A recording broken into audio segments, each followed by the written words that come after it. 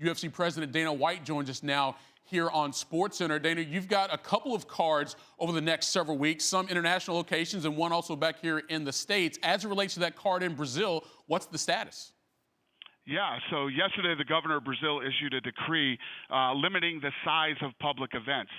So we are going to do the event live from Brasilia on ESPN and ESPN Plus tomorrow, Saturday, and we're going ahead with it. You can't have over 100 people there, so we will just have the staff that's running the event inside the arena that night.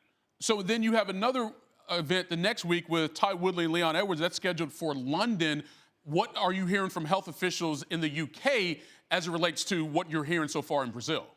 Well, that event's going to proceed as planned. We're working closely with the government if there's any changes over there. But as of right now, that event is moving forward. And then you are back here in the States, Columbus, Ohio, on March 28th. You got a huge heavyweight card there. And again, we've seen all these sports leagues in America cancel their events, let alone postpone them. What are you going to do in Columbus? Yeah, so Columbus, the governor today issued a ban on public events over 100 people in a single room. So we're actually going to move that event to the Apex, our arena here in Las Vegas that we own on our campus here in Las Vegas.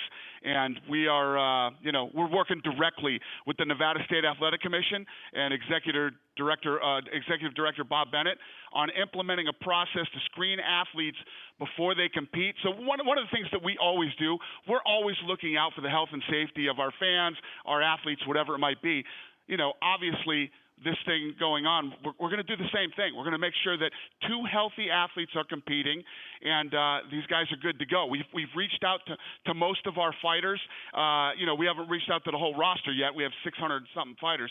But these guys are ready to go. They want to fight. They want to compete, and we're going to do everything we can to keep them safe. And I was going to ask you that question, Dana, in terms of the actual fighters themselves. All athletes want to compete regardless of circumstances, but there's no sport in America, in the world, quite honestly, that has as much close-to-close contact as UFC when it comes to athletes in close proximity to one another. So for the sake of our fans at home, can you give us an idea of the conversation you've had, not just with fighters, but health officials, on how you can keep those fighters as healthy as possible? Absolutely. I mean, we've talked to everybody about this, and every time we put on an event, this just isn't now because of the coronavirus that we're going to do extra health and safety. We always go overboard. In the over 25 years that the UFC has been around, there's never been a death or serious injury in the UFC. Think about that. Think about our sport and think about there's never, you know why? Because we always go overboard with health and safety. And that's what we're going to do here. I talked to the president and the vice president of the United States today about this. And they're taking this very serious, and they're saying, be cautious, be careful, but live your life and stop panicking. Everybody is panicking, and instead of panicking, we're actually getting out there and working with doctors and health officials and the government to figure out how we keep the sport safe and how we can continue to put on events. Let me ask you something in relation to the fans, because, again, we are dealing with multiple governments here in your next few events, whether it's Brazil, the UK, or back here in the United States, because health officials are talking about, as it relates to sports, it's not just the athletes competing in close proximity, it's also the fans. And granted, some of these arenas, as you mentioned, will be limited to 100 fans or less, but will there be anything in place for those fans to try to be as healthy as possible in terms of how they interact? Absolutely. The fans, the cornermen, the referees, the judges. I mean, there's a lot of people that this affects.